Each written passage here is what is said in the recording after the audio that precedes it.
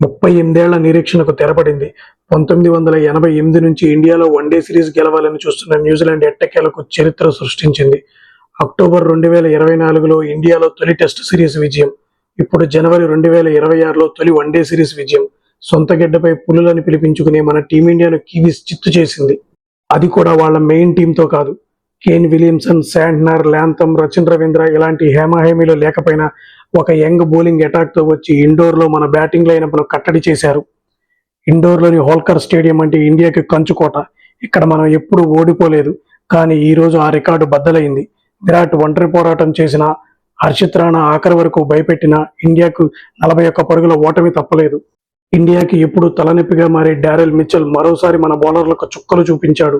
అతనికి తోడుగా గ్లాన్ ఫిలిప్స్ జత కలిశాడు.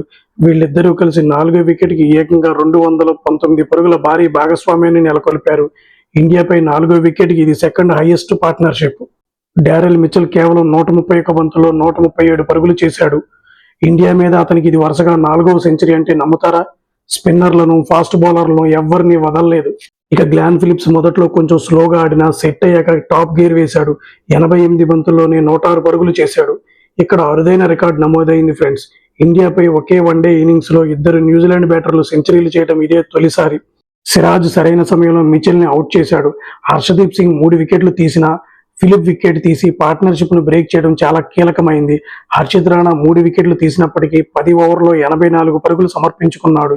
ఇది కాస్త ఆందోళన కలిగించే విషయం. ముఖ్యంగా సిరాజ్ మరియు కుల్దీప్ స్కోర్ని 337 దగ్గర కట్టడి చేశారు. ఒక పక్కన వికెట్లు పడుతున్నా కోహ్లీ మాత్రం తగ్గలేదు. కేవలం 91 బంతుల్లోనే తన సెంచరీ పూర్తి చేసుకున్నాడు. చేజింగ్లో కోహ్లీకి ఇది 29వ సెంచరీ కాగా ఓవరాల్గా 54వ ఓడిఐ సెంచరీ. టెస్టులతో కలిపి అయితే 85వ సెంచరీ.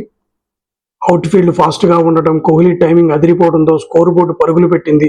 తన ఇన్నింగ్స్లో టోటల్గా 125 పరుగులు కేవలం 108 బంతుల్లోనే చేశాడు. బౌలింగ్లో కోహ్లీ లాంగ్ ఆఫ్లో క్యాచ్ ఇచ్చి అవుట్ అయ్యాడు. హర్షిత్ రాణా భారీ షాట్కు ప్రయత్నించి అవుట్ అయ్యాడు. సిరాజ్ అవుట్ అవడంతో చివరిలో కుల్దీప్ రన్అవుట్ అవ్వడంతో ఇండియా 29 పరుగులకే ఆల్అవుట్ అయ్యింది.